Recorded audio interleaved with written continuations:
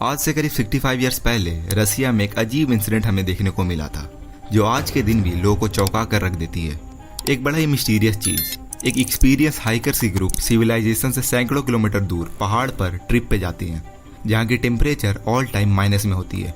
And in A mysterious वे वो सभी गायब हो जाते हैं। ये उनकी आखिरी फोटो है जब उन्होंने खींची थी, उस रात गायब होने से पहले। एंड टिल नाउ इसके गायब होने के मिस्ट्री के अराउंड मल्टीपल थ्योरीज रिवॉल्व करती है, बट फिर भी इस केस के सॉल्व होने के चांसेस ना के बराबर हैं। और इस वीडियो में हम इस केस को डिकोड करेंगे एक सॉलिड प्रूफ के साथ। जस्ट इमेजिन, ये केस इतना फेमस हुआ था कि जो आदमी वहां मरे थे उसके नाम पर ही उस जगह का नाम रख दिया गया, दियतलफ पास। 23 जनवरी 1959 एक एक्सपीरियंस्ड हाइकर्स की ग्रुप एक बहुत ही डेंजरस एडवेंचरस ट्रिप पर जा रहे थे। उनका प्लान था इवदेल से ओटोटेन जाने का, अरल माउंटेन को क्रॉस करते हुए रफली 200 किलोमीटर का सफर तय करने का, ठंडे जमे हुए पहाड़ियों में एक मुश्किल 16 दिन का सफर। ग्रुप में 8 लड़के और 2 लड़कियां थी, जिसे ग्रुप लीडर थे इगोर दियतलफ। इंटरेस्टिंगली इगोर एक रजिस्टर साथ लेकर चल रहे थे, जिसमें वो अपने सफर के छोटे छोटे डिटेल्स को नोट डाउन करने वाले थे। ये सभी लोग एक्सपीरियंस्ड ग्रेड 2 के हाइकर्स थे और इन्हें स्कीइंग भी अच्छी आती थी। और इनके ये ट्रिप से आने के बाद इनके हर एक मेंबर को ग्रेड 3 की सर्टिफिकेशन दी जाने वाली थी, जो उस समय सोवियत यूनियन में हाईएस्ट लेवल की ग्रेड सर्टिफिकेशन थी। थैंकफुली एक हाइकर्स की तबीयत खराब होने लगती है और वो बीच रास्ते में वो वापस जाने का प्लान करते हैं, जो कि फोटो में क्लियर दिख रहा है दोनों को अलग होते हुए। बाकी के 9 हाइकर्स अपने सफर को कंटिन्यू रखते हैं और वो बर्फीले वादियों में आगे बढ़ रहे थे। इगोर अपने कैमरे और डायरी में सभी चीजों को डॉक्यूमेंट भी कर रहे थे और यहाँ तक सभी कुछ नॉर्मली चल रहा था। वो सभी पहुंचते पहाड़ के एक जगह के पास जो डेड माउंटेन के नाम से फेमस है, और आज रात वो सभी यहीं टेंट लगाकर रुक रहे थे। Can't imagine such comfort on the ridge with a soft wind hundreds of kilometres away from any human settlement. इसके बाद जो चीजें होती है इट वाज अनइमेजिनेबल। यस, वो जो टेंट लगाते हुए दिख रहे थे वो उनकी आखिरी फोटोज थी। इसके बाद वो सभी एक मिस्टीरियस तरीके से गायब हो जाते हैं। हफ्तों बाद एक सर्च पार्टी वारदात की जगह पर पहुंचती है। वहां उन्हें वही टेंट दिखता है और अंदर में हाइकर्स के पर्सनल सामान एज इट इज रखे हुए थे। और टेंट को देखकर ऐसा कंक्लूड किया जा रहा था कि हाइकर्स ने इमरजेंसी में अंदर से टेंट को चाकू से काट कर बाहर आने की कोशिश की थी, जबकि वो नॉर्मली टेंट के गेट से बाहर आ सकते थे। लेकिन ऐसा क्यों? उन्होंने अंदर में ऐसा क्या देखा जो उन्हें पैनिक में इस तरह बाहर आने की जरूरत पड़ी? सर्च पार्टी को फर्दर हाइकर्स के फुटप्रिंट्स मिलते हैं जो माउंटेन से नीचे की तरफ जा रहे थे। लेकिन इसमें इंटरेस्टिंग बात यह थी कि ये निशान दौड़ने या भागने की नहीं थी, बल्कि नॉर्मल चलने की थी। और हमें यह बात पता चलता है स्टेप्स के डिस्टेंस को देखकर। जब जनरली हाइकर्स भागने की कोशिश करते हैं तो उनके कदम लंबाई में ज्यादा होते हैं, लेकिन जब वो नॉर्मल चल रहे होते हैं तो उनके स्टेप्स के डिस्टेंस नॉर्मल होते हैं। 500 मीटर के बाद हाइकर्स के फुटप्रिंट्स गायब हो जाते हैं, जो प्रोबेबली बाद में पड़ने वाली बर्फ के कारण चुभ गई होगी। सर्च पार्टी उसी डायरेक्शन में फर्दर 1 किलोमीटर तक चलते हैं और कुछ देर बाद सामने एक जंगल आता है, जहाँ एक देवदार की पेड़ थी। पेड़ की टहनियां 5 मीटर तक टूटी हुई थी और इसे देखकर ऐसा लग रहा था कि हाइकर्स ने इस पर चढ़ने की कोशिश की हो। वो शायद किसी चीज से बचना चाह रहे थे। और पेड़ के बगल में बॉनफायर जला हुआ था, जो कि ऑब्वियसली बुझी हुई थी। और जस्ट उसी के बगल में 2 हाइकर्स के डेड बॉडीज मिलते हैं, क्रिवोनिशेंको और दोरोशेंको की जमी हुई डेड बॉडीज। इंटरेस्टिंगली इतनी ठंड होने के बावजूद भी उन्होंने कुछ नहीं पहना था। दोनों सिर्फ बॉक्सर पैंट में थे, दोनों सिर्फ हाफ पैंट में थे। ये कितना स्ट्रेंज है कि उन्होंने टेंट से 1.5 किलोमीटर तक चलकर यहाँ आए बिना कोई कपड़ों के, -30 डिग्री के टेम्परेचर में। सो बेसिकली 2 महीने तक खोजने पर सभी 9 हाइकर्स की बॉडी 3 ग्रुप में मिलते हैं। दूसरे ग्रुप में 3 डेड बॉडीज मिलते हैं। वो देवदार के पेड़ से स्ट्रेट लाइन में थे। ये देखकर ऐसा समझ में आ रही थी कि वो तीनों वापस टेंट में जाने की कोशिश कर रहे थे, लेकिन वो पहुंच नहीं पाए। और इंटरेस्टिंगली वो भी बिना कपड़ों के थे इतनी ठंड में। और आखिरी की 4 डेड बॉडीज वो देवदार के पेड़ से 75 मीटर राइट की तरफ मिलते हैं और चारों बॉडी 4 मीटर के बर्फ के अंदर दबे हुए थे।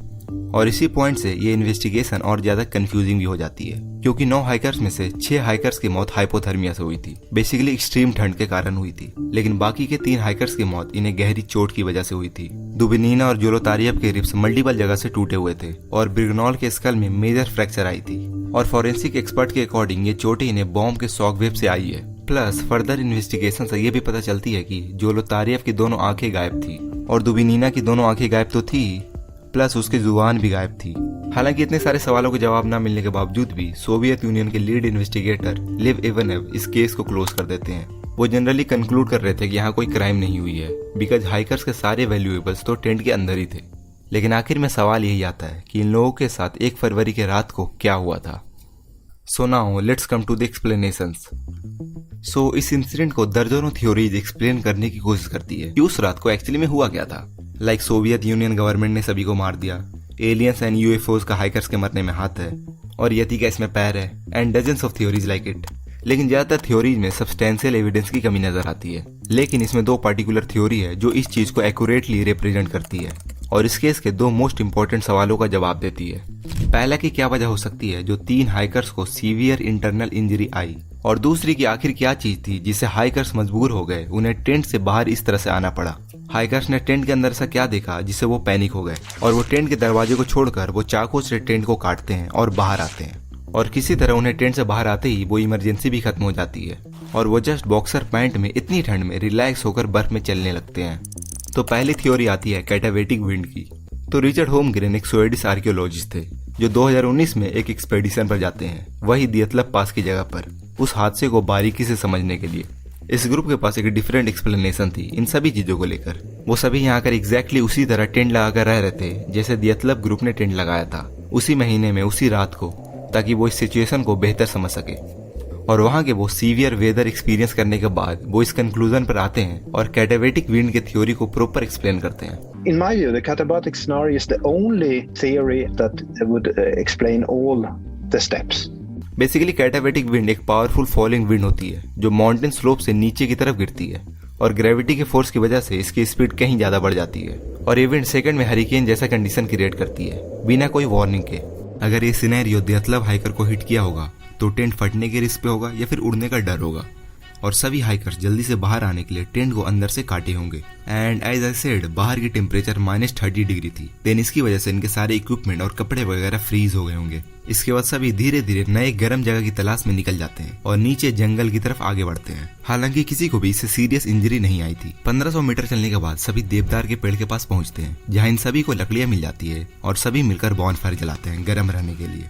ऑब्वियसली इनका बॉनफायर से काम नहीं चलने वाला था, इन्हें दूसरी जगह खोजनी थी गर्म रहने के लिए। 4 हाइकर जिसने प्रॉपर गर्म कपड़े पहने थे वो देवदार के पेड़ से राइट की तरफ चले जाते हैं पास के कोई सिविलाइजेशन को खोजने और मदद मांगने। थोड़ी दूर चलने के बाद उसी टाइम इन चारों के सामने ऊपर चोटी से एक एवलांच ट्रिगर होती है और सभी एक चट्टान के नीचे छुप जाते हैं। स्टिल वो एवलांच इसके चट्टान से टकराती है और वो चट्टान इन चारों के ऊपर कोलैप्स कर जाती है जिसमें 3 हाइकर्स को गहरी चोटी आती है और इसके हमारे पास प्रूफ भी है क्योंकि चारों बॉडीज बर्फ के अंदर 4 मीटर दबे हुए मिलते हैं। और बाकी के 5 हाइकर्स जो देवदार के पेड़ के पास बॉनफायर जलाकर बैठे हुए थे वो यहाँ बैठकर इंतजार करने में अपना टाइम बर्बाद नहीं कर सकते थे और इन्हें कुछ न कुछ करना था गर्म रहने के लिए क्योंकि इन्होंने तो कुछ कपड़े भी नहीं पहने थे। तो वो वापस वही टेंट के पास जाने का प्लान करते हैं ताकि वो किसी तरह से अपने जमे हुए कपड़े को यहाँ लाकर बॉनफायर से उसे पहनने लायक बनाई जाए। लेकिन अनफॉर्चुनेटली वो बीच रास्ते में एक्सट्रीम ठंड के कारण क्योंकि उन्होंने तो कुछ कपड़े पहने नहीं थे वो तीनों फ्रीज हो जाते हैं और इसमें इन सभी का लीडर इगोर दियतलब भी थे। बचे हुए 2 हाइकर्स जो बॉनफायर के पास कपड़ों के आने के इंतजार में बैठे थे उनकी भी इंतजार खत्म नहीं हो रही थी और वो दोनों भी ठंड का शिकार हो जाते हैं। दूसरी थियरी है एग्जॉस्ट पाइप की जो कि पर्सनली मुझे सबसे ज्यादा एक्यूरेट लगती है। इस थियरी को एक्सप्लेन करने के लिए हम सबसे पहले फर्स्ट क्लू की तरफ जाते हैं जो है टेंट।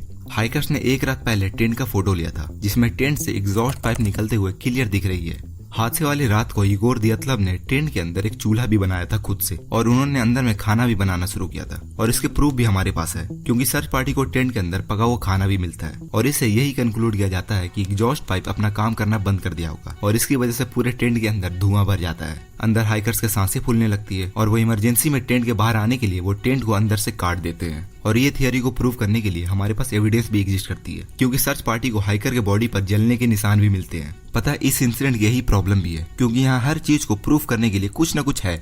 एनीवे कुछ हाइकर्स बगैर कपड़ों के टेंट से बाहर आते हैं और बाहर निकलने के बाद वो आराम से शेल्टर खोजने के लिए पहाड़ के नीचे की तरफ जाते हैं। फिर नीचे से भी देवदार के पेड़ के पास पहुंचते हैं एंड देन बॉनफायर जलाते हैं एंड एज यूजुअल आगे स्टोरी बढ़ती है जिसे मैंने अभी पहली थ्योरी में एक्सप्लेन किया कि सभी 9 हाइकर्स धीरे धीरे किस तरह से मरते हैं। और रही बात की 2 लोगों की आंखें और टंग कैसे गायब थी, तो हो सकता है जब वो अपनी जिंदगी की लड़ाई लड़ रहे होंगे तब उन पर जंगली जानवरों ने हमला कर दिया होगा।